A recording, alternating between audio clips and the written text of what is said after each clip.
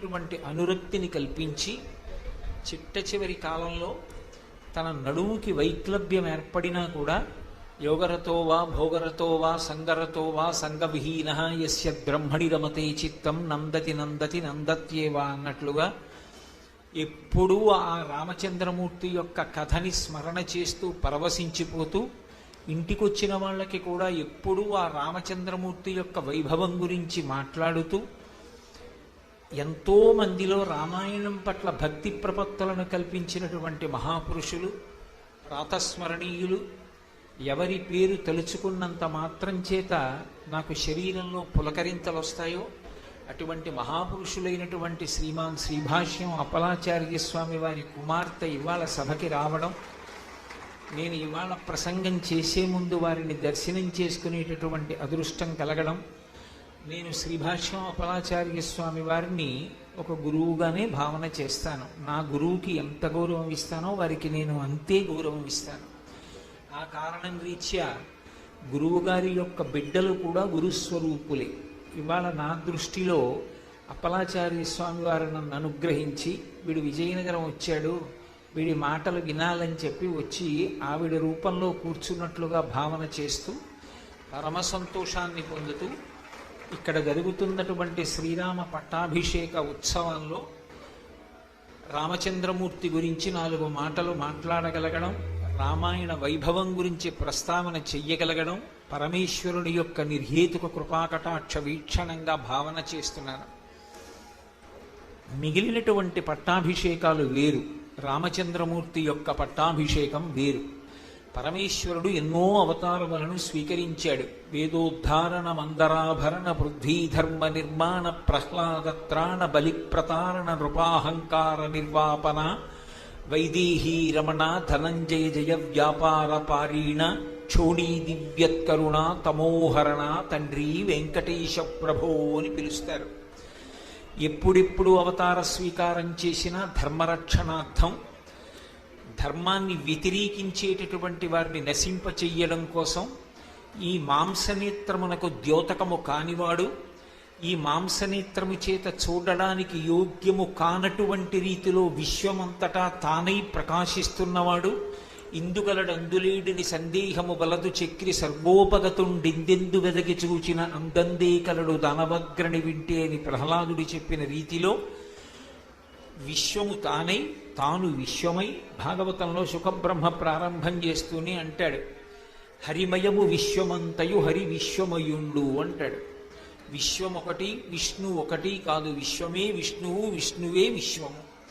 అటువంటి పరమాత్మ స్వరూపం కన్నుల చేత చూడడానికి యోగ్యమైనది కానిదై అంతటా నిండి నిబిడీకృతమై ఉంటుంది. పాలలోనే నెయ్యి ఉన్నప్పటికీ పాలలో ఉన్న నెయ్యి ఎలా కంటికి కనపడదో, కొంత పరిశ్రమ చేసిన తరువాత పాలలోంచి నెయ్యి ఎలా పైకొస్తుందో, అలా అంతటా నిండి నిబిడీకృతమైనటువంటి పరమాత్మ యొక్క వైభవాన్ని అనుభవంలోకి తెచ్చుకోవడానికి ఎంతో సాధన అవసరం. కానీ అటువంటి పరమేశ్వరుడు అంతటా నిండి నిబిడీకృతమైనటువంటి వాడు కొన్ని ప్రత్యేక కారణముల చేత అవతార స్వీకారం చేస్తూ ఉంటాడు. అవతార అంటే కిందికి దిగి వచ్చుట అని అర్థం. తార అంటే ఎక్కడో ఉన్నది, అవతార అంటే క్రిందకి దిగి వచ్చినది అని. మాంసనేత్రం చేత చూడడానికి యోగ్యమైన రీతిలో దిగి వచ్చాడు. అలా వచ్చినటువంటివి అనేకమైనటువంటి అవతారాలు. అందులో ప్రధానంగా దశావతారాలని పిలుస్తాం. అటువంటి దశావతారాలలో ఇంకా రాని అవతారం కల్కి అవతారం. వచ్చినటువంటివి 9 అవతారాలు. అటువంటి అవతారాలలో మనుష్య జన్మకి చాలా దగ్గరగా ఉండేటటువంటి అవతారం శ్రీరామచంద్ర ప్రభువు యొక్క అవతారం. మిగిలినటువంటి అవతారాలలో స్వామికి పట్టాభిషేకం లేదు. మత్స్యమూర్తిగా, వామనమూర్తిగా, లేకపోతే కూర్మావతారంగా ఆయన అభిషేకాలు పొందలేదు. శ్రీకృష్ణ భగవానుడిగా మాత్రం గోవిందనామంతో పట్టాభిషేకాన్ని పొందాడు.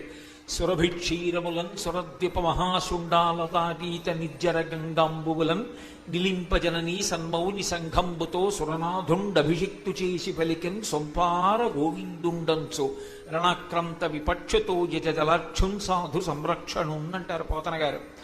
గోవిందా అన్న నామంతో కామధేనువు యొక్క క్షీరముల చేత దిగ్గజములు తీసుకొచ్చినటువంటి కనక కుంభముల యందున్నటువంటి ఆకాశగంగా జలముల చేత దేవేంద్రుడు చిన్ని కృష్ణుణ్ణి పట్టాభిషేకం చేశాడు. అప్పుడు వచ్చిన నామం గోవిందనామం. గోవింద అన్న నామంతో కృష్ణుడికి పట్టాభిషేకం జరిగినా ఆయన పరిపాలన చెయ్యలేదు. ఆయన కేవలంగా ధర్మ సంస్థాపన చేసి జగద్గురువై లోకమునకు ప్రస్థానత్రయంలో ఒకటైనటువంటి భగవద్గీతని అందించినటువంటి పరిపూర్ణావతారం. కానీ రామావతారంగా వచ్చినప్పుడు మాత్రం జరిగినటువంటి పట్టాభిషేకానికి ఎనలేని ప్రఖ్యాతి ఉంది. ఎందుచేత అంటే రాముడు ఈశ్వరుని యొక్క అవతారము అని వాల్మీకి చెప్పలేదు. ఈశ్వరుని యొక్క అవతారం రాముడిగా వచ్చిన రాముడు పరిపూర్ణమైనటువంటి మనుష్యునిగా మాత్రమే ప్రవర్తించాడు. అసలు రామాయణం రావడానికి వాల్మీకి మహర్షి వేసినటువంటి ప్రశ్నలలో ఒకటి కోన్వస్మిన్ సంప్రదంలోకే గుణవాన్ కశ్చ వీర్యవాన్ ధర్మజ్ఞశ్చ కృతజ్ఞశ్చ సత్యవాక్యో దృఢవ్రతః చారిత్రేణి చ కో యుక్తః సర్వభూతేషు కో హితః విద్వాన్ కః కస్సమర్థశ్చ కశ్చైక ప్రియదర్శనః ఆత్మవాన్ కో జితక్రోధో ద్యుతిమాన్ కో ననసూయకః కస్య బిభ్యతి దేవాశ్చ జాతరోషస్య సంయుగే అని అడిగాడు. ఈ 16 గుణములు కలిగినటువంటి పరిపూర్ణమైన మానవుడు ఈ కాలమునందు ఈ లోకంలో ఎక్కడైనా ఉన్నాడా అని అడిగినటువంటి ప్రశ్నకి నారద మహర్షి చెప్పినటువంటి సమాధానంలో వచ్చింది రామకథ. రాముడు కేవలము మనుష్యుడిగా జన్మించాడు. మనుష్యునిగా జన్మించకపోతే రావణ సంహారం జరగదు. నేను మనుష్యుల చేతిలో చనిపోతానని రావణుడు అడగలేదు. మీరు ఉత్తరాఖండ పరిశీలనం చేస్తే సర్వభూతే హితే మన్యే ప్రాణినో మానుషాదయ అని అడిగాడు. నేను మిగిలిన వాళ్ళ చేతిలో వరాలు, నేను మరణం ఉండకూడదు అని వరం అడుగుతాను. ఏదో నాగులు, ఇక్షులు, గంధర్వులు, కిన్నెరుడు, కింపురుషులు వీళ్ళ పేర్లు అడుగుతాను. అసలు మనుష్యుడి పేరెత్తను. మనుష్యుడి పేరెత్తి అడగవలసిన అవసరం నాకే ఉంది? నరుడు నన్నేం చేస్తాడు? తృణభూతహితే మన్యే ప్రాణినో మానుషాదయ. మనుష్యుడు తృణంతో సమానం. అటువంటి తృణ సమానమైనటువంటి మనుష్యుడు నన్నేం చేస్తాడన్నాడు. కాబట్టి మనుష్యుల చేత చంపబడకూడదన్న వరాన్ని కోరకుండా ఉండడం కాదు, అసలు నరుల పేరెత్తనన్నాడు రావణాసురుడు. అంటే మనుష్యునికు అంత అవమానము జరిగినటువంటి రోజులు. రావణాసురుడు అంటే తెలిసి తెలియని వాడండి, అహంకారంతో ప్రవర్తిస్తాడు, అలా అంటే దానికి బాధపడవలసిన అవసరమే ఉందంటారేమో. మహాజ్ఞాని అయినటువంటి జనక మహారాజు గారు కూడా రామాయణంలో ఇదే మాట అన్నాడు. మహామహులు, దేవతలు, రాక్షసులు మొదలైన వాళ్ళు వచ్చి శివధనస్సుని ఎక్కుపెట్టాలని ప్రయత్నం చేసి విఫలమయ్యారు. కేవలం ఒక నరుడు, ఇటువంటి మానవుడైనటువంటి రాముడు ఎలా ఎక్కుపెడతాడు? కాబట్టి ఇతను కూడా ఎక్కుపెట్టలేడన్నాడు. అంటే జనక మహారాజు గారు అదే మాట అన్నాడు. విశ్వామిత్రుడు మిథిలా నగరానికి బయలుదేరే ముందు ఋషులు రాముడితో మాట్లాడుతూ అక్కడ శివధనస్సుంది, దాన్ని ఎక్కువ పెట్టాలని చాలా మంది ప్రయత్నించారు, ఆ మనుష్యులు ఏమి ఎక్కువ పెడతారులే అన్నారు. ఇంతమంది మనుష్యుని అవమానించినటువంటి రోజులు, మనుష్యుని యొక్క వైభవం ప్రకాశించినటువంటి రోజులు. అటువంటి రోజులలో తనంత తానుగా ప్రతిజ్ఞ చేసి నేను నరుడిగా వస్తాను అని తతశ్చ ద్వాదశే మాసే చైత్రే నవమికే తిథౌ నక్షత్రే తిథి దైవచ్చే సౌచ్ఛ సంస్థేషు పంచషు గ్రహేషు కర్కటే లగ్నే వక్పతాం విందునా సహా ప్రోద్యమాని జగన్నాథం సర్వలోక నమస్కృతం. 12 నెలలు కౌసల్య గర్భవాసం చేసి తల కిందకి పెట్టి కాళ్ళు పైకి పెట్టి తను విసర్జించినటువంటి మలమూత్రముల నుండి ఉద్భవించినటువంటి క్రిముల వలన కోమలమైన తన శరీరము కొరకబడుతుంటే బాధని వహించి కటిక చీకటితో కూడుకున్నటువంటి అమ్మ కడుపులో పెరిగి పెద్దదవుతున్నటువంటి శరీరం కదలడానికి చోటు లేక గిలగిలలాడుతూ గర్భస్థ నరకాన్ని అనుభవించి ఆ కటిక చీకటిలో ఉండలేక ఒక స్త్రీ యోని గుండా 12 నెలల తరువాత బయటికి వచ్చినటువంటి అవతారం రామావతారం. ఎందుకంత కష్టపడి రావాలి అంటే నరుడి చేతిలో తప్ప మరణించడు. నరుడిగా రావాలి అంటే అమ్మ గర్భవాసం చేయకపోతే నరుడు కాడు. ఆ నరుడైతే తప్ప రావణుడు సంహరింపబడడు. రావణుడు సంహరింపబడితే తప్ప లోకములకు శాంతి కలగదు. అందుకని మనందరి కోసమని తాను అంత కష్టపడి అంతటి దయామయుడై అమ్మ యొక్క గర్భస్థ శిశువుగా గర్భవాసం చేసి బయటికి వచ్చినటువంటి అవతారం రామావతారం. అందుకే అసలు రామావతారాన్ని స్వీకరించడంలోనే ఆయన యొక్క దయని లెక్క పెట్టడం ఎవరికీ సాధ్యం కాదు. అంతటి దయామయుడైనటువంటి వాడు కనుక రామదాసు గారు ఆయన గురించి శతకం చేస్తే మకుటంలో ప్రతి చోట కూడా దాశరథి కరుణాపయోనిధి అని పిలిచాడు. సముద్రం యొక్క లోతు తెలుసుకోవడం ఎంత కష్టమో రామచంద్రమూర్తి యొక్క దయని తెలుసుకోవడం కూడా అంత కష్టం. అంతటి దయామయుడై రామచంద్ర ప్రభువుగా అవతరించాడు. మిగిలిన అవతారములు కూడా వచ్చాయి లోకంలో. ఆ అవతారమునకు ప్రధానమైనటువంటి ప్రయోజనము పూర్తయిపోయిన తర్వాత అవతారాన్ని ఉపసంహారం చేశాడు. ఒకప్పుడు వామనమూర్తిగా వచ్చాడు. దేవేంద్రుడికి తిరిగి రాజ్యం ఇవ్వడం కోసం వచ్చి, అమ్మా నువ్వు బెంగ పెట్టుకోకు, నీకు నీ కుమారునకు శుభం చేస్తాను, రాజ్యం ఇస్తానని ఇంతంతైవటుడింతై మరియు తానింతై యభోవీధిపై అంతై తోయద మండలగ్రమన కల్లంతై ప్రభారాశిపై అంతై చంద్రునకంతయై ధ్రువునిపై అంతై ప్రభారాశిపై అంతై అంతంతంతంత పెరిగిపోయినటువంటి వాడై దేవేంద్రుడికి రాజ్యం ఇచ్చి వామనావతారాన్ని ఉపసంహారం చేశాడు. కానీ రామచంద్రమూర్తి అవతారంగా దశరథ మహారాజు గారు పుత్రకామీష్టి చేస్తున్నటువంటి సందర్భంలో తనంత తానుగా చతుర్భుజుడై శంఖచక్ర గదా పద్మములతోటి సభలో ప్రత్యక్షమై దేవతలకందరికీ కూడా వరమివ్వడమే కాకుండా ఒక ప్రతిజ్ఞ చేశాడు. దశవర్ష సహస్రాణి దశవర్ష శతానిచ, నేను 11,000 సంవత్సరములు ఈ భూమి మీద ఉంటాను. రావణ సంహారం అయిపోయినంత మాత్రం చేత అవతారాన్ని ఉపసంహారం చెయ్యను. ఎందుకు ఉండాలి 11,000 సంవత్సరములు అంటే 11,000 సంవత్సరములు ఈ భూమి మీద ఉండి రాజ్య పరిపాలన చేసి రామచంద్రమూర్తి యొక్క రాజ్యము ఎంత గొప్పదైందో లోకానికి నిరూపించాలనుకున్నాడు. మనం రామరాజ్యం అంటూ ఉంటాం. రామరాజ్యం కేవలం రాముడు పరిపాలిస్తేనే రామరాజ్యం అయితే ఇక రామరాజ్యం ఎప్పుడూ రాదు, మళ్ళీ రాముడు అవతార స్వీకారం చేస్తే తప్ప. కానీ ఎవరు పరిపాలించినా రామరాజ్యం వస్తుంది. ఎప్పుడు రామరాజ్యం వస్తుంది? రాముడిలా పరిపాలించగలిగితే. రాముడు పరిపాలించాడు అంటే ఎలా పరిపాలించాడు? శాస్త్రాన్ని ప్రమాణం చేసుకుని పరిపాలన చేశాడు.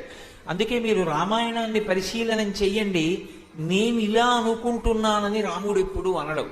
పెద్దలు ఇలా అన్నారు కనుక, శాస్త్రములు ఇలా చెప్తున్నాయి కనుక అంటాడు.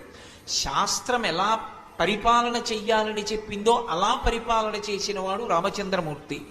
రామచంద్రమూర్తి యొక్క అడుగుజాడలలో శాస్త్రమును ఆధారం చేసుకుని పరిపాలన చెయ్యగలిగినటువంటి ధృతి కలిగిన వాడు ఎవరు సింహాసనం మీద కూర్చున్నా మళ్ళీ రామరాజ్యం వస్తుంది. కాబట్టి అటువంటి రామచంద్రమూర్తిగా 11,000 సంవత్సరములు రాజ్య పరిపాలన చేసి అనేక యజ్ఞయాగాది క్రతువులు చేసి రాజ్య పరిపాలన ఎలా చెయ్యాలి దగ్గర నుంచి ధర్మానికి మారుపేరై నిలబడ్డాడు. ఎందుచేత లోకంలో ధర్మము అనేటటువంటి మాట అన్వయమయ్యేటటువంటిది కేవలం మనుష్యునకు మాత్రమే అన్వయమవుతుంది. శంకర భగవత్పాదులు జంతువునాం నరజన్మ దుర్లభం అంటారు. నరజన్మ లభించడం అంత తేలిక కాదు అంటారు. శ్రీరామాయణం కానీ, భాగవతం కానీ, భారతం కానీ, ధర్మశాస్త్రాలు కానీ 84 లక్షల జీవరాశులలో ఒక్క మనుష్యునకు తప్ప మిగిలిన ఎవ్వరికీ పనికొచ్చేవి కావు. ధర్మాన్ని అనుష్ఠించి దాని వలన భక్తితో కూడినటువంటి కర్మాచరణము చేత ప్రీతి పొందిన భగవంతుని యొక్క అనుగ్రహముగా కలిగినటువంటి జ్ఞానము వలన మళ్లీ పుట్టవలసినటువంటి అవసరం లేని పునరావృత్తి రహిత శాశ్వత శివ సాయుధ్య స్థితిని పొందగలిగినటువంటి అదృష్టాన్ని పొందగలిగినటువంటి వాడు మనుష్యుడొక్కడే. మర్త్యలోకమై ఇక్కడ పుట్టిన వాళ్ళందరూ శరీరాన్ని విడిచిపెట్టవలసిందే. కానీ ఒక్క మనుష్యులకు మాత్రమే ఒక్క విశేషం ఉంది. దేవతలకి కర్మాధికారం లేదు. కాబట్టి వాళ్ళు యజ్ఞయాగాది క్రతువులు చేసి కొత్తగా పుణ్యాన్ని సంపాదించుకోరు. క్షీణే పుణ్యే మర్త్యలోకం విశంతి. వాళ్ళ పుణ్యం అయిపోతే మళ్ళీ ఇక్కడ పుడతారు. మిగిలినటువంటి తిర్యక్కులు, భూమికి అడ్డంగా వెన్నుపా ఉండేటటువంటి ప్రాణులకు కర్మాధికారం లేదు. వాటికి ఉన్నదొక్కటే ధర్మం, పశుధర్మం. అటువంటి పశుధర్మంతో బతుకుతాయి తప్ప పుణ్యకర్మలు చేయడానికి, శాస్త్రాధ్యయనం చేయడానికి వాటికి అవకాశం లేదు. మనుష్యునిగా పుట్టినటువంటి వాడు మాత్రం శాస్త్రాన్ని అధ్యయనం చేసి ధార్మికంగా జీవించడం అన్నది ఎలాగో తెలుసుకుని ధర్మాన్ని అనుష్ఠానం చేసినటువంటి కారణం చేత ఈ లోకమును విడిచిపెట్టిన తరువాత దేవతగానూ మారగలడు. అథవా మళ్ళీ పుట్టవలసినటువంటి అవసరం లేని మోక్షస్థితిని పొందగలడు. లేదు, ధర్మాన్ని విడిచిపెట్టి పాపభూయిష్టమైనటువంటి జీవనాన్ని గడిపినటువంటి కారణం చేత కొన్ని కోట్ల జన్మలు తిరియక్కుగా వెళ్ళిపోగలడు. ఇంతటి విశేషాధికారం ఉన్నటువంటి ప్రాణి మనుష్యుడొక్కడే. అందుకు శంకర భగవత్పాదులు జంతువునాం నరజన్మ దుర్లభం అని పిలిచారు. అటువంటి మనుష్య శరీరం ఎంత గొప్పదో లోకానికి చూపించడానికి మనుష్యునిగా వచ్చినటువంటి రామచంద్రమూర్తికి జరిగినటువంటి పట్టాభిషేకం చాలా విశేషమైనటువంటి వైభవాన్ని సంతరించుకుంది. ఎందుచేత అంటే అభిషేకమునందు ప్రధానమైనటువంటి ద్రవ్యము నీరే. అభిషేకం శివలింగానికి చెయ్యండి, అభిషేకం విష్ణు స్వరూపానికి చెయ్యండి, అభిషేకం పరదేవతకి చెయ్యండి. అభిషేకమునందు ప్రధానమైనటువంటి ఉపకరణము జలమొక్కటే. అటువంటి నీటిని అభిషేకానికి తీసుకొచ్చేటప్పుడు ఎన్నో నదుల నుండి నీటిని తీసుకొస్తారు. తీసుకొచ్చి ఆ నదీ జలములతో సముద్ర జలాలతో అభిషేకం చేస్తారు. ఎందరో రాజులు వచ్చారు ఈ లోకంలో. పోతన గారు చెప్పినట్టు కారే రాజులు రాజ్యముల్ గెలువరే గర్వోన్నతిం పొందరే వారేరి సిరి మూట కట్టుకొని పోవంజాలిరే భూమిపై పేరైనం కలదే శిబి ప్రముఖులన్ ప్రీతిన్ యశక్కాములై ఈరే కోర్కెలు వారలం తలపరే ఈ కాలమున్ భార్గవా అంటారు. ఎందరో రాజులు వచ్చారు, పట్టాభిషేకాలు చేసుకున్నారు, వెళ్ళిపోయారు. వాళ్ళ పేర్లు కూడా లోకంలో ఎవరికీ జ్ఞాపకం లేవు. కానీ ఒక్క రామచంద్రమూర్తి యొక్క పట్టాభిషేకమునందు మాత్రం ఒక విశేషం ఉంది.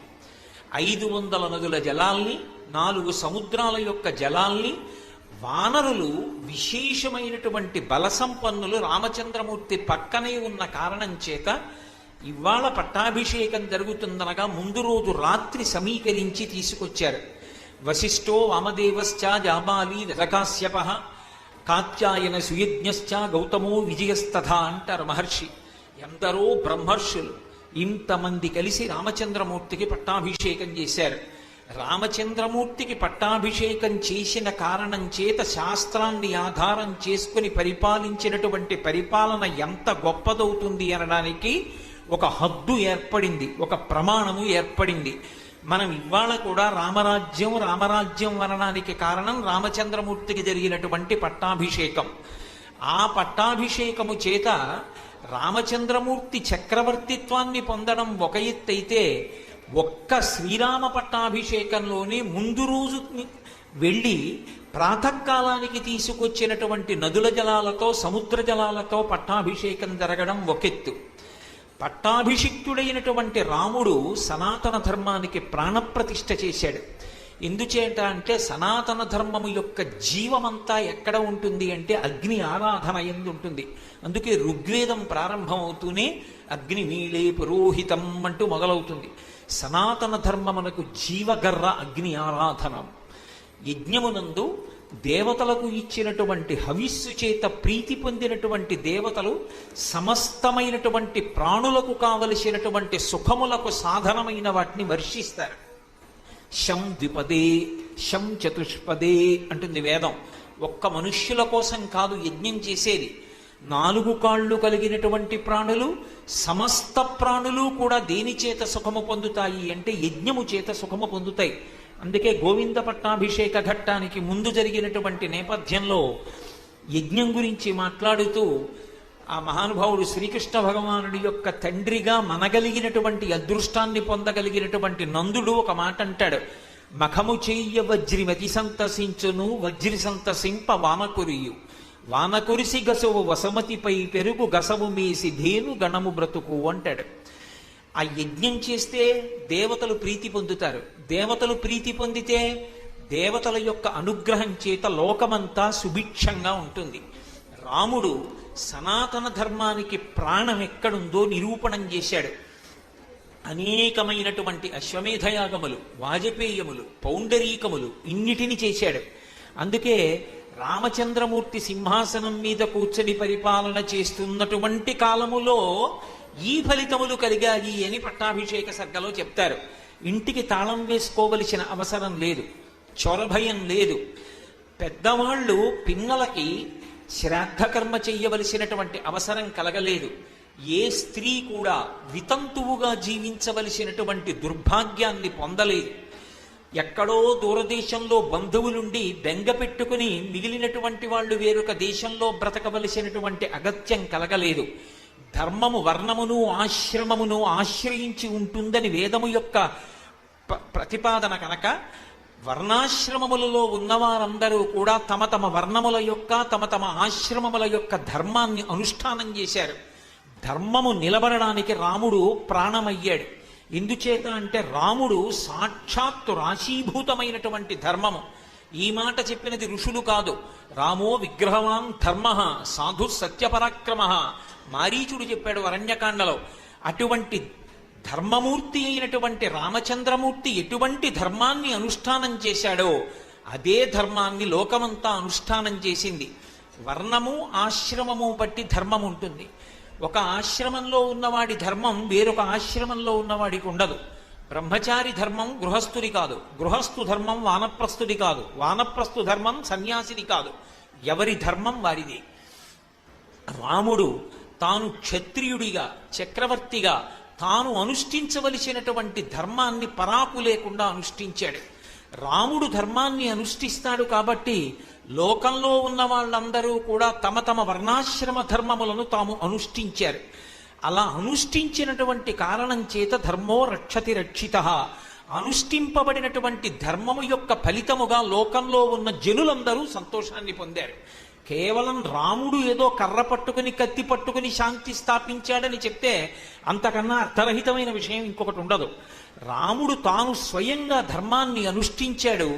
రాముడు ధర్మాన్ని అనుష్ఠించడంలో ఉండేటటువంటి ప్రయోజనాన్ని తన పరిపాలనా కాలమునందు ఉన్నటువంటి జనులందరూ తెలుసుకునేటటువంటి అవగాహన పొందేటట్టుగా అదృష్టాన్ని కల్పించాడు. ఆ కారణం చేత లోకమంతా కూడా శాంతియుతంగా ఉండగలిగింది. శ్రీరామ పట్టాభిషేకానికి ఉన్న గొప్పతనం ఎక్కడుంది అంటే ఆనాడు జరిగినటువంటి పట్టాభిషేకం కాదు, ఈనాటికి శ్రీరామ పట్టాభిషేకం చేస్తాం. ఎందుకు శ్రీరామ పట్టాభిషేకం చేయాలి అంటే శ్రీరామ పట్టాభిషేకం చేస్తే భరతవాక్యమని భరతుడు ఒక మాట పలికాడు. యావదావర్తతే చక్రం యావతీచ వసుంధర తావత్వమిహ సర్వత్వం స్వామిత్వం అనువర్తయ అన్నాడు. యావదావర్తతే చక్రం, రథచక్రం ఎంత దూరం వెడుతుందో అంటే ఈ భూమండలం ఎంతవరకు ఉందో అంతవరకు రథచక్రం వెడుతుంది. రథచక్రం ఎంత దూరం వెడుతుందో అంతవరకు ఉన్నటువంటి ఈ భూమండలానికి అంతటికీ కూడా ఎంత కాలము ఈ భూమి ఉంటుందో అంతకాలము కూడా శ్రీరామ నీవే చక్రవర్తివి. స్వామిత్వం అనువర్తయ. స్వం అంటే అన్నీ తనదిగా కలిగినవాడు. రామా ఇవి అన్నీ నీవి. నీవైనటువంటి రామా నన్ను నీ బంటుగా స్వీకరించు. ఇది త్యాగరాజస్వామి వారి యొక్క హృదయం. అందుకే బంటు రీతి కొలు వియ్యవయ్య రామ అని అడుగుతారు. నేను నీ బంటుని, నేను నీ బంటుని కనుక నీ చేత నేను పరిపాలింపబడుతున్నాను. నీ చేత నేను పరిపాలింపబడుతుండగా నా యందు అధర్మం అనేటటువంటిది ప్రచోదనం అవడానికి, నా చేత అనుష్ఠింపబడడానికి అవకాశం లేదు. ధర్మాన్ని అనుష్ఠానం చేసిన వాడు పాడయ్యాడన్నది లోకంలో లేదు. కాబట్టి రామా లోకమంతా సుభిక్షంగా ఉంటుంది. కాబట్టి ఎప్పటికీ నీవే ప్రభువు. రామరాజ్యం కావాలని కోరుకున్న వాళ్ళు ఎవరైనా కూడా శ్రీరామచంద్రమూర్తికి పట్టాభిషేకం చేసి ఆయనని సింహాసనంలో కూర్చోబెడతారు. వాల్మీకి రామాయణంలో విశేషమైనటువంటి ఫలితము పారాయణ చేత కలిగేటటువంటి సర్గలలో ఒకటిగా కీర్తింపబడింది పట్టాభిషేక సర్గ. అందున ప్రత్యేకించి ముకుటధారణకి సంబంధించినటువంటి శ్లోకాలున్నాయి. వశిష్ఠ మహర్షి ఆ పరంపరాగతంగా ఇక్ష్వాకు వంశంలో ఉన్నటువంటి చక్రవర్తుల చేత ధరింపబడినటువంటి కిరీటాన్ని తీసుకొచ్చి అక్కడ ఉంచి పూజించినటువంటి ఆ వర్ణనతో కూడుకున్నటువంటి ఘట్టాన్ని ఎవరు పారాయణ చేస్తారో, ఎవరు వింటారో, ఎవరు చదువుతారో వారు సమస్తమైన కష్టముల నుంచి పైకొస్తారు. ఈ మాట నేను చెప్పడం కాదు, సంప్రదాయికంగా ఒక విషయం ఉంది. మనకి శ్రీరామ నవమి నాడు యథాశాస్త్రంగా చెయ్యవలసింది ఏది అంటే యథార్థానికి శ్రీరామ పట్టాభిషేక సర్గ పారాయణ చెయ్యాలి. ఒకవేళ మనకి పారాయణ చేయడం చేత కాకపోతే సంస్కృత భాష యందు ప్రవేశం ఉన్నటువంటి పండితుల్ని పిలిపించి రామాలయంలో అందరూ కూర్చుని ప్రదోష వేళలో ఒకసారి పట్టాభిషేక సర్గ వినమని చెప్తోంది. మనకి శ్రీరామ నవమిని ఎలా చెయ్యాలి అనేటటువంటి గ్రంథాలు అలా వ్యాఖ్యానం చేశాయి. అంటే నా ఉద్దేశ్యం సీతారామ కళ్యాణం చేయడం తప్పని నేను చెప్పట్లేదు. సీతారామ కళ్యాణం చెయ్యడం కూడా మహావిశేషమే. కానీ శ్రీరామ పట్టాభిషేక సర్గ శ్రీరామనవమి నాడు చదివి తీరాలి. రామ జనన సర్గ, పట్టాభిషేక సర్గ, ప్రత్యేకించి కిరీటధారణకి సంబంధించిన శ్లోకాలు. కంచికామకోటి పీఠాధిపత్యం వహించి అపరశంకరులుగా ప్రఖ్యాతి వహించి సన్యాస ధర్మాన్ని త్రేతాయుగంలో రామచంద్రమూర్తి నరుడిగా ఎలా ధర్మాన్ని పాటించారో అలా ఈ యుగంలో మళ్ళీ సన్యాస ధర్మాన్ని అనుష్ఠానం చేసి ఈ శతాబ్దపు నిజమైన సన్యాసి అని ఈ ధర్మానికి చెందనటువంటి బౌద్ధ ధర్మానికి చెందిన దలైలామా చేత కూడా కీర్తింపబడి నడిచే దేవుడిని పేర్గాంచినటువంటి చంద్రశేఖరేంద్ర సరస్వతి మహాస్వామి వారు కూడా తన పాదయాత్రలో విజయయాత్ర చెయ్యవలసిన చోట ఎక్కడైనా శ్రీరామనవమి వస్తే పట్టాభిషేక సర్గ పారాయణ చేయిస్తూ ఉండేవారు. కాబట్టి పట్టాభిషేక సర్గ పారాయణకి అంత విశేషం ఉంది. అటువంటి సర్గ పారాయణకే అంత విశేషం ఉంటే ఇక స్వయంగా పట్టాభిషేకమే చేస్తే రామచంద్రమూర్తిని సింహాసనం మీద కూర్చోపెట్టి రాముని చేత నేను పరిపాలింపబడుతున్నానన్న భావన మనసు యందు బాగా నిలబెట్టుకున్నవాడు ఎవరు ఉంటాడో అటువంటి వాడికి భయమన్న మాటకి ఆస్కారం ఉండదు. అనఘ ఆదిలక్ష్మి అయిన రుక్మిణితోడ క్రీడసల్పుచున్న కృష్ణు చూచి పట్టణంబులోని ప్రజలుల్లసిల్లిరి ప్రీతులగుచు ముక్త భీతులగుచు అంటారు పోతన గారు. రుక్మిణీదేవితో కలిసి సింహాసనం మీద కూర్చున్నటువంటి కృష్ణమూర్తి గురించి మాట్లాడుతూ. అలాగే ఇప్పటికీ శ్రీరామ పట్టాభిషేకం చేసి సీతాసహితుడై పట్టాభిషిక్తుడైనటువంటి రామచంద్రమూర్తి యొక్క పట్టాభిషేక సర్గని విన్న, పట్టాభిషేకాన్ని చూసిన అంత విశేషమైనటువంటి ఫలితం కలుగుతుంది. అందుకే ఎప్పుడో త్రేతాయుగంలో జరిగినటువంటి పట్టాభిషేకమైన కలియుగంలో కూడా అందరం శ్రీరామచంద్రమూర్తికి పట్టాభిషేకం చేస్తూనే ఉంటాం. ఒక నరుడిగా పుట్టి పట్టాభిషిక్తుడై ఆ రామచంద్రమూర్తి యొక్క కథ, ఆ రామచంద్రమూర్తి యొక్క నామము అంతటి విశేషాన్ని పొందగలగడానికి కారణం కేవలము ధర్మాన్ని అనుష్ఠించడమే. రామాయణము అన్న మాటకే కాదు, అసలు సనాతన ధర్మంలో ఉన్నటువంటి ఆర్ష వాంగ్మయాన్నంతటినీ పట్టుకుని పిండేస్తే వచ్చేటటువంటి రెండు అక్షరాలు ధర్మం. ఆ ధర్మం తెలుసుకోవడం ఒకెత్తైతే ధర్మాన్ని అనుష్ఠానం చేయడం ఒకెత్తు. ఇహ సంతో నవాసంతి సతోవా నానువర్తసే తథాహి విపరీతాతే బుద్ధిరాచారవర్జిత అని అడుగుతుంది సీతమ్మ రావణాసురుణ్ణి. నీకిక్కడ చెప్పేవాళ్ళు లేరా? చెబితే వినవా? నీకు తెలియదనుకోవడానికి ఆస్కారం లేదు. నువ్వు వేదం చదువుకున్నావు, సంధ్యావందనం చేస్తావు, అనుష్ఠానం చేస్తావు, అభిషేకం చేస్తావు, ఇన్ని తెలుసున్న వాడివి నువ్వు ధర్మాన్ని విడిచిపెట్టావు అంటే ఆ ధర్మమును ఆచరించని నాడు నీ జీవితానికి ప్రయోజనం ఎక్కడుంది అని అడిగింది. ధర్మము అనేటటువంటిది తెలిసి ఉండడం కాదు, తెలిసి ఉండడం అనుష్ఠించడానికి నేపథ్యం కావాలి. సంధ్యావందనం చెయ్యాలి అని తెలియడం ధర్మం కాదు, సంధ్యావందనం చెయ్యడం ధర్మం. 6:30 6:30కో 6 గంటలకో 5:30కో వచ్చి నువ్వు రామాయణం చెప్పనంత మాత్రాన ఈ ఆకాశం భూమి మీద పడిపోదు. నువ్వు సంధ్యావందనం చేయకపోతే మాత్రం పాడైపోతావు. తెలియక వాళ్ళు నిన్ను 5 గంటలకి సభకి రమ్మని పిలిచినా సంధ్యావందనం కోసం నువ్వు రాకపోతే నీ యందు ఏ దోషము ఉండదు. సంధ్యావందనం చేయవలసింది. ధర్మము అంటే అనుష్ఠానము.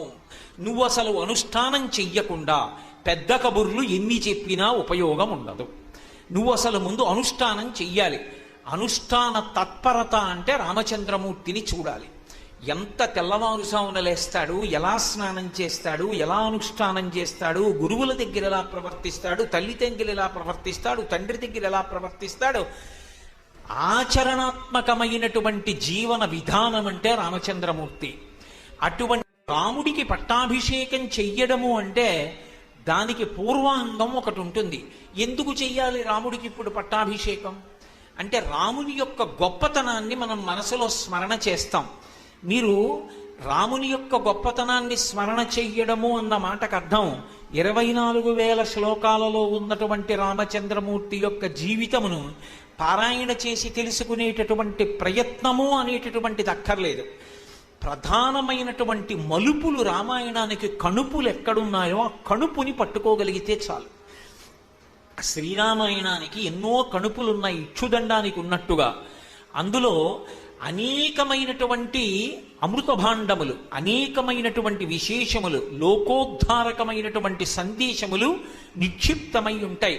పెద్దలు శ్రీరామాయణం గురించి ఎప్పుడు మాట్లాడినా రామాయణం 24,000 శ్లోకాలు చదువుకుని తెలుసుకున్న తర్వాత అనుష్ఠించడం కాదు. రామాయణాన్ని నువ్వు ఏ రంగు కళ్ళజోడు పెట్టుకుని చూస్తే ఆ రంగులో కనపడుతుంది. నీకు ఏ రకంగా రామాయణం కావాలనుకుంటున్నావో ఆ రకంగా రామాయణాన్ని అర్థం చేసుకునే ప్రయత్నం చేస్తే చాలు, అనుష్ఠాన బలాన్ని కల్పిస్తుంది. నేను ఇవాళ ఈ మాట మీతో అన్నాను కాబట్టి ఒక మాట చెప్పే ప్రయత్నం చేస్తాను. అసలు లొంగుట అని ఒక మాట ఉంటుంది. లొంగుట అనేటటువంటి మాట లేదనుకోండి, ఆ ప్రాణి ఎవరికీ ఉపయుక్తము కాదు, తనకి తాను కూడా ఉపయుక్తము కాదు. ఒక ఏనుగు ఉందనుకోండి, మావటికి లొంగుతుంది. అంత బలమైన ఏనుగైనా మావటికి తనంత తాను లొంగిపోయింది కనుక, మావటి తెచ్చి అక్కడ పెట్టినటువంటి ఆ అంకుశాన్ని దాటి కాలు కూడా వెయ్యదు కనుక, తొండాన్ని ఊపుతూ అలా నిలబడిపోతుంది కనుక, ఆ ఏనుగు యొక్క కుంభస్థలం మీద గురువాయూరులో కృష్ణ పరమాత్మని ఎక్కిస్తున్నారు, వెంకటాచలంలో వెంకటేశ్వర స్వామి వారిని ఎక్కిస్తున్నారు, అనేక క్షేత్రాల్లో అనేక ఈశ్వర స్వరూపాలను ఎక్కిస్తున్నారు. అదే ఏనుగు నేను ఎవరి మాట వినను, ఎవరికి లొంగను అందనుకోండి, అప్పుడు ఆ ఏనుగు మీద భగవంతుణ్ణి అధిరోహణ చేయించి ఎలా ఊరిరిగింపు చేయిస్తారు? లొంగింది కాబట్టి ఏనుగు ఉపయుక్తమైంది. ఎంత గొప్ప ప్రాణి కానివ్వండి, అది లొంగితేనే ఉపకారం. ఒక గుర్రం ఉందనుకోండి, దాని రౌతుని ఎక్కించుకుని దౌడు తీయడంలో దానికి ప్రాధాన్యత ఉందనుకోండి, అటువంటి శిక్షణ అది పొందితే ఆ గుర్రం వల్ల ప్రయోజనం. ఆ గుర్రం ఎవరినీ ఎక్కించుకోదు, ఎక్కిన వాడిని కింద పడేసి పరిగెడుతుంది అనుకోండి, అప్పుడు ఆ గుర్రం వల్ల ఏమిటి ప్రయోజనం? ఎవరికీ ప్రయోజనం ఉండదు.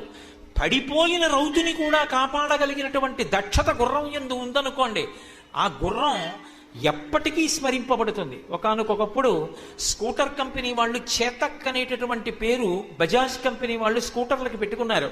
ఆ చేతక్ రాణా ప్రతాప్ సింగ్ యొక్క గుర్రం.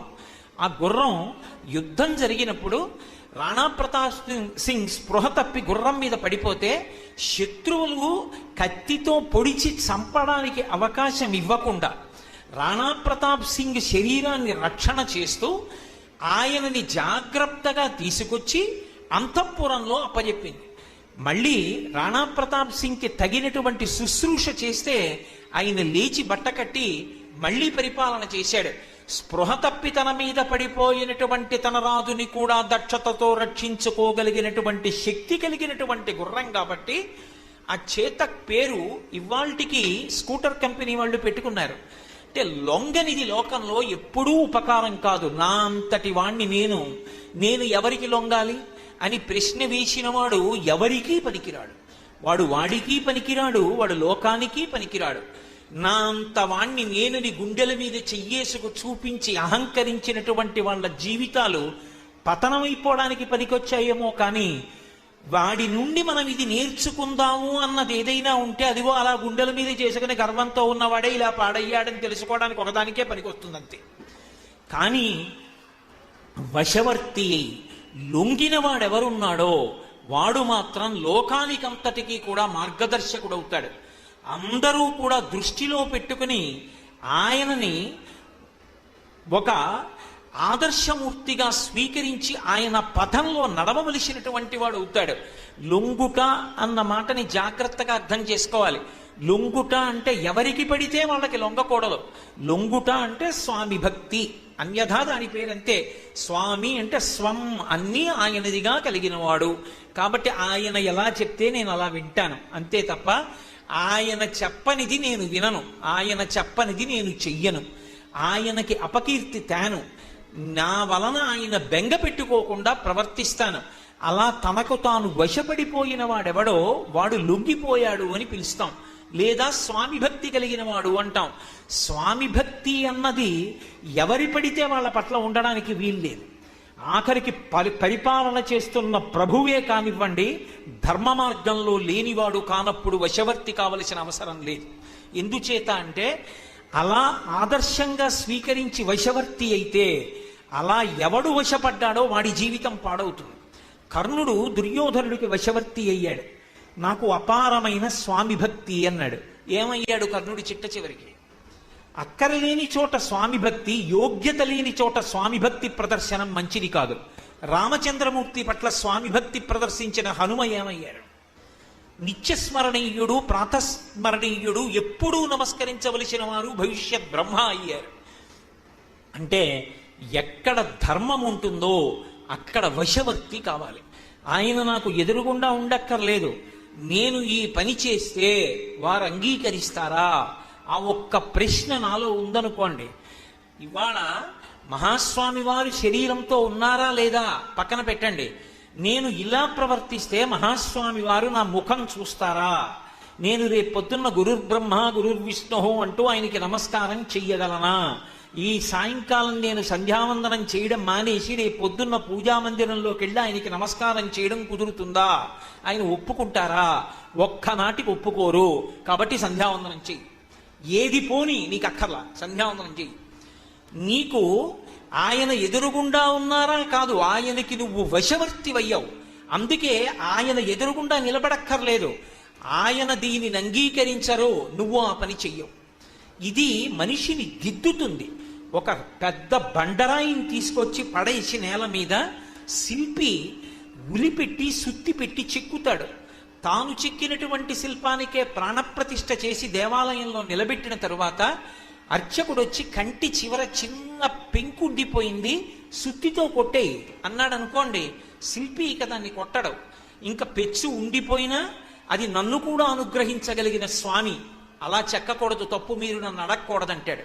అదే శిల్పి ఆ శిల్పానికి ప్రాణప్రతిష్ఠ జరిగే వరకు దాని గుండెల మీద కూర్చుని సుత్తితో కొట్టాడు. ఒకసారి నీకు నిజంగా మనసులో ఆ లొంగుబాటన్నది అలవాటైతే, ఎవరికి నువ్వు వశవర్తివి కావాలో వారికి వశవర్తివి కావడం అన్నది అలవాటైతే, నీ జీవితం దేవాలయంలో ప్రతిష్ఠింపబడినటువంటి పరమేశ్వర స్వరూపం అవుతుంది.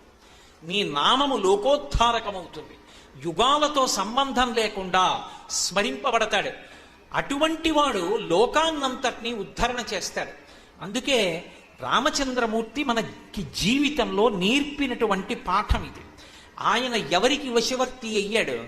ఆయన తల్లికి వశవర్తి, తండ్రికి వశవర్తి, గురువుకు వశవర్తి. మీరు శ్రీరామాయణాన్ని పరిశీలించండి. శ్రీరామాయణంలో అత్యంత ప్రకాశాన్ని పొందినటువంటి వ్యక్తులు ఎవరున్నారో వాళ్ళందరూ కూడా వేదము ఎప్పుడు ఎవరికి తాను వశవర్తి కావాలని చెప్పిందో వారికి వశవర్తులయ్యారు. అందుకనది వేదోపబ్రహ్మణమైంది. అలా లొంగని నాడు సీతారాముల యొక్క వ్యక్తిత్వాలకు అర్థం లేదు. రాముడు ఎవరికి వశవర్తి? తండ్రికి వశవర్తి. రామాయణం చదవండి, రాముడు అసలు తండ్రి దగ్గర మాట్లాడడు. కూర్చుంటాడు, లేస్తాడు, తండ్రికి అభివాదం చేస్తాడు, వెళ్ళిపోతాడు. తండ్రి నువ్వు ఈ పని చెయ్యి అంతే, ఆయనకి శాసనం. మనకి లోకంలో ఒక మాట ఉంది, ఎవరు చెప్పినా సలహా, గురువుగారు చెప్పింది మాత్రం సలహా కాదు, శాసనం. గురువుగారు ఒక మాట చెప్పారనుకోండి, ఒరే ఇవాళ సభకి నువ్వు వెళ్ళొద్దు అన్నారనుకోండి గురువుగారు, ఎవరు ఏమనుకోనివ్వండి, నేను వెళ్ళక్కర్లేదు ఆ సభకి, అది శాసనం అంతే. గురువుగారు వెళ్ళొద్దన్నారు, ఇక వెళ్ళక్కర్లేదు. నా బుద్ధి కన్నా గురుబుద్ధి విశేషత, గురువుగారు చెప్పిన మాట శాసనం అంతే. నేనే ఒకనకొకప్పుడు గొప్ప దీక్షతో ప్రసంగాలు చేస్తున్న రోజుల్లో మా గురువు గారు నన్ను పిలిచి, ఇవాళ సాయంకాలం 6:30 నువ్వు ఫలానా చోటుకు వచ్చి గంట సేపు ఉండాలి అన్నాడు. గురువుగారు ఫలానా చోట ప్రసంగాలు చేస్తున్నానండి అన్నాను. నేను చెప్తున్నాను రా అన్నారు. అంతే ఆజ్ఞ. నేను 6:30 గురువు గారు చెప్పిన చోటికి వెళ్ళి ప్రసంగం చేసి అందరూ కూర్చునుండగా 8 గంటలకు వచ్చి నేను సభకి క్షమాపణ చెప్పలేదు. నా గురువు గారి ఆజ్ఞ నేను ఔదలదాల్చాను కాబట్టి నా యందు ధర్మలోపం లేదు. మళ్ళీ రేపు మీకు ప్రసంగం చేస్తానని చెప్పి వెళ్ళిపోయాను. గురువుగారి ఆజ్ఞ తప్ప గురువుగారి సలహా అన్న మాట లోకంలో ఉండదు. నువ్వు గురువుగారు అని పిలిచినప్పుడు ఒళ్ళు దగ్గర పెట్టుకుని పిలవాలి. ఆయన చెప్పిన మాట నేను జీవితంలో పాటిస్తాను.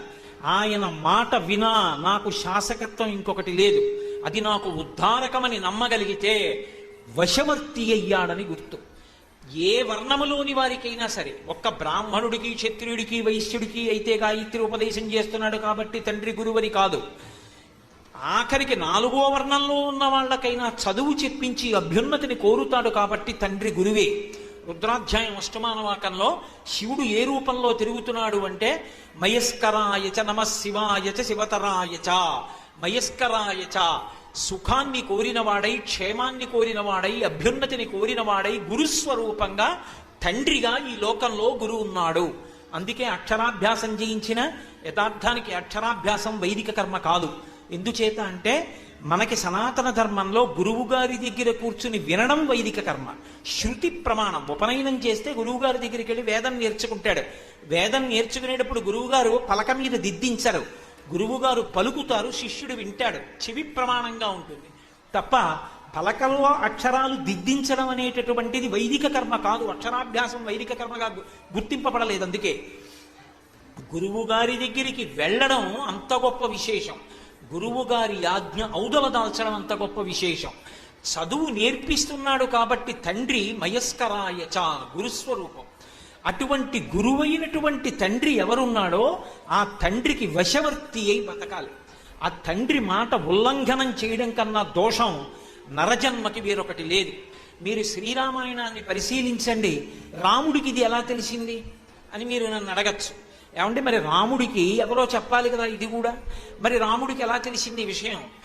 మహానుభావుడు కనుక వాల్మీకి మహర్షి ఋషిప్రోక్తమైన ఆదికావ్యం కనుక పరమాద్భుతంగా చెప్పారు. రాముని యొక్క విద్యాభ్యాసం గురించి మాట్లాడుతూ సర్వే వేదవిద శూరాః సర్వే లోకహితే రతాః సర్వే జ్ఞానోపసంపన్నా సర్వే సముదితా గుణైః. సర్వే వేదవిదః, రామలక్ష్మణ భరత శత్రుఘ్నులు నలుగురు వేదాన్ని చదువుకున్నారు. సర్వే వేదవిద శూరాః, కేవలము చదువుకోవడం కాదు, మహాశూరులయ్యారు. శూరులు అంటే కేవలం కత్తి పట్టుకుని యుద్ధం చేసేవాడని కాదు, పండితుడు అని ఒక అర్థం. పండితుడు అంటే శ్లోకాలు పద్యాలు బట్టి పట్టిన వాడని కాదు దాని అర్థం. పండాహ, భక్తి కలిగిన వాడని అర్థం. భక్తి కలిగిన వాడు అంటే చాదస్తంతో పూజ చేస్తాడని కాదు దాని అర్థం. ఈశ్వరుడు అన్నవాడొకడు ఉన్నాడని ప్రమాణముగా విశ్వసించినవాడు, దానికి వేదమును ఆధారముగా తీసుకున్నవాడని అర్థం. కాబట్టి సర్వే వేదవిద శూరాః సర్వే లోకహితే రతాః, వాళ్ళు చదువుకున్న చదువంతా దేనికి పనికొచ్చింది? లోకము యొక్క హితమునకు పనికొచ్చింది తప్ప గురువు గారి దగ్గర నేర్చుకున్నటువంటి విద్య తన స్వార్థం కొరకు మాత్రమే ఉపయోగించిన వాళ్ళు కారు.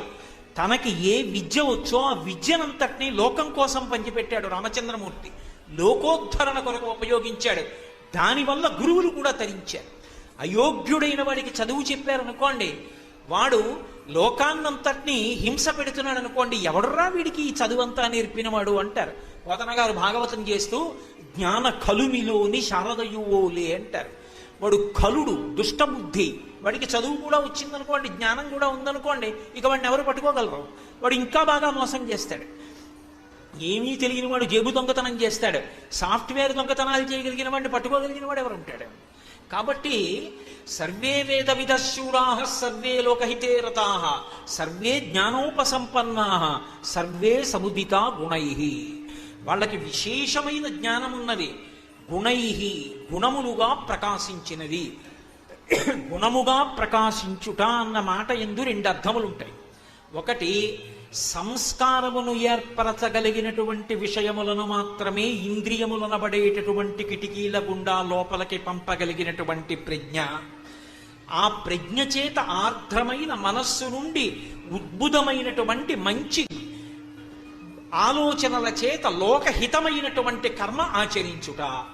ఇప్పుడు నేను అలా నడిచి వెళ్ళిపోతున్నాను అనుకోండి, ఎవరో ఒక ఆవిడ ఏడుస్తోంది, అయ్యా నాకు అన్నం లేకపోతే పర్వాలేదండి, 3 రోజుల నుంచి బిడ్డకు అన్నం లేదు, కళ్ళు తిరిగి పడిపోయింది, ఒక్క రొట్టె ముక్క కొనిపెట్టండి.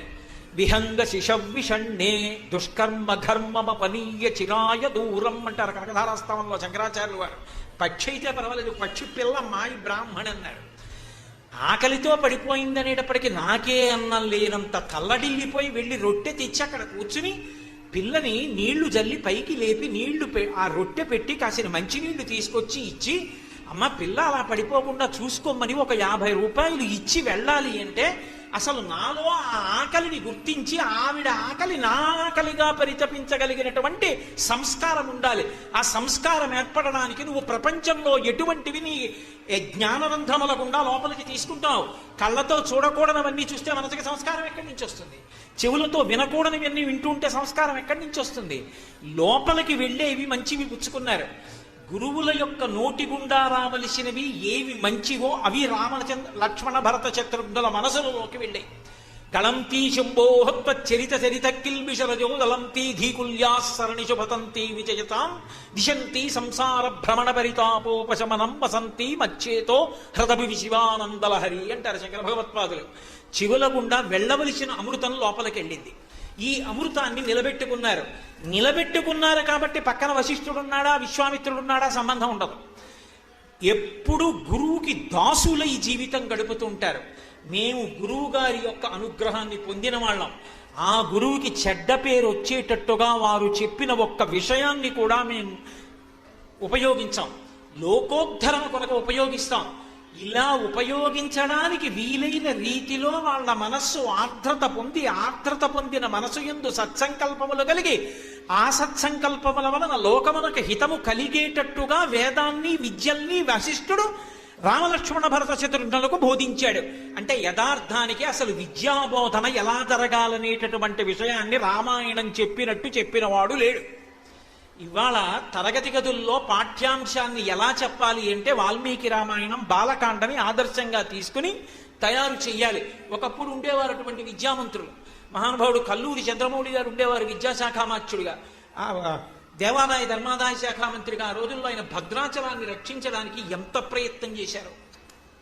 తూర్పుగోదావరి జిల్లాలో వేద పండితుల చేత భాష్యాలు చేయించడానికి ఎంతమంది దేవాదాయ ధర్మాదాయ శాఖ మంత్రులు వాళ్ళ ఇళ్ల ముందు పడిగాపులు కాసి భాష్యాలు చేయించారు. అందుకు కదూ ఇవాళ వేద భాష్యాలు అందుతున్నాయి. కాబట్టి లోకహితే రతాహ, తెలుసుకున్న విషయాలు లోకము యొక్క హితము కొరకు ఉపయోగపడేటట్టుగా చెయ్యగలిగినటువంటి ప్రజ్ఞ రామలక్ష్మణ భరత శత్రుఘ్నుల యందు అంకురించేటట్టుగా వశిష్ఠుడు విద్యాబోధ చేశాడు. ఆ కారణం చేత రాముడికి తెలుసు తండ్రి ఎవరు. తండ్రి అంటే కేవలము జన్మనిచ్చినవాడు కాదు, మయస్కరాయచ, తన సుఖము కొరకు తన ప్రాణాన్ని కూడా విడిచిపెట్టేస్తాడు. అసలు ఆయన హృదయంలో అంత ప్రేమ ఉంది. త్యాగము చెయ్యడము వినా కొడుకు వలన నేను ఈ సుఖం పొందాలని కోరుకునేటటువంటి లక్షణము ఏ తండ్రి యందు ఉండదు. ఏ తండ్రి అయినా తను ఆఖరికి కొవ్వొత్తిలా కరిగిపోయినా పర్వాలేదు, కొడుకు వృద్ధిలోకి వస్తే చాలు. ఇటువంటి లక్షణము తండ్రి యందున్నది. కాబట్టి ఆయన చెప్పినది నేను వినాలి. నేను ఆయనకి చెప్పడం కాదు, వెళ్ళి ఆయనకి నేను పదే పదే మాట్లాడడం కాదు. ఆయన మాట్లాడుతున్నప్పుడు చెవులు దొప్పలు చేసుకుని నేను వినాలి. ఇది రాముడికి అర్థమైంది కాబట్టి తండ్రికి వశవర్తి. రాముడి జీవితంలో గురువులకు వశవర్తి. వీళ్ళకి లొంగాడు రాముడు. లొంగని జీవితం ప్రయోజనకరం కాదు. రాముడు కూడా మానవుడే అయినప్పుడు మానవుడైన రాముడు కూడా ఎవరికి లొంగాలో వాళ్ళకి లొంగాడన్న మాట లేకపోతే అసలు రామాయణ కావ్యానికి అర్థం లేదు. అందుకే రాముడు గురువుకి తండ్రికి అంత వశవర్తి. మీరు చూడండి, తండ్రి విశ్వామిత్రుడు వచ్చిన సందర్భంలో రామచంద్రమూర్తి యొక్క వివాహ ప్రస్తావన చేస్తున్నాడు. విశ్వామిత్రుడు వచ్చాడని తెలియదు. ఏతస్మిన్నంతరే మధ్యే ఉన్నప్పుడు ఆ మంత్రుల యొక్క మధ్యలో కూర్చుని రామచంద్రమూర్తికి తగిన సంబంధం తీసుకురమ్మని అడుగుతున్నాడు. అభ్యాగచ్చన్ మహాతేజ విశ్వామిత్రో మహాముని. అకస్మాత్తుగా విశ్వామిత్రుడు వచ్చాడు. ఏదో రాక్షస సంహారం చెయ్యాలి, యజ్ఞ సంరక్షణం చెయ్యాలి, నీ కొడుకుని పంపించన్నాడు. అక్కడి నుంచి పుత్ర వ్యామోహంతో దశరథ మహారాజు గారు నేను పంపను ఊనషోడశ వర్షో మే రామో రాజీవలోచన నయుద్ధయోగ్యతామస్య పశ్యామి సహరాక్షసై. 16 సంవత్సరములు కూడా లేని ఈ పిల్లాడు వచ్చి యుద్ధం ఏం చేస్తాడు? వీల్లేదన్నాడు. దెప్పి పొడవకూడదు. తండ్రి ప్రేమ అంటే అలాగే ఉంటుంది. లేక పుట్టినటువంటి కుమారుడు. ఆ ప్రేమ లేకపోతే తండ్రి స్థానంలో దశరథుడు ఎలా నిలబడగలుగుతాడు? అందుకే పంపనన్నాడు. ఇంత పంపను అన్నవాడితో విశ్వామిత్రుడు ఒక మాట అన్నాడు. నా కొడుకు అని పిచ్చెక్కిపోతున్నావు, నీకేం తెలుసురా రాముడి గురించి? అహం వ్యజ్ఞ మహాత్మానం రామం సత్యపరాక్రమం వశిష్ఠోపి మహాతేజ ఏచేమే తపసి స్థితా. నాకు తెలుసు రాముడెవరో, నీకేం తెలుసు రాముడెవరో? వశిష్ఠుడికి తెలుసు రాముడెవరో. అంటే ఇప్పుడు చెప్తే ఎవరు చెప్పాలి పంపమని? వశిష్ఠుడు చెప్పాలి. అందుకే వశిష్ఠుడు లేచి చెప్పాడు. అసలు విశ్వామిత్రుడి గొప్పతనం ఏమిటో, విశ్వామిత్రుడితో ఎందుకు రాముణ్ణి పంపాలో, పంపితే వచ్చే ప్రయోజనం ఏమిటో, ఎన్ని అస్త్రములు ఉపదేశం చేస్తాడో, లోక కళ్యాణానికి కావలసిన రీతిలో రాముణ్ణి చెక్కగలిగినటువంటి గురువు విశ్వామిత్రుడు ఒక్కడే. నిర్ధారణ చేసినటువంటి వాడు వశిష్ఠ మహర్షి. ఇప్పుడు పంపించాలి. మహర్షి వాడిన మాట ఏమిటో తెలుసా? అత్యద్భుతమైన శ్లోకాన్ని ప్రయోగం చేశారు.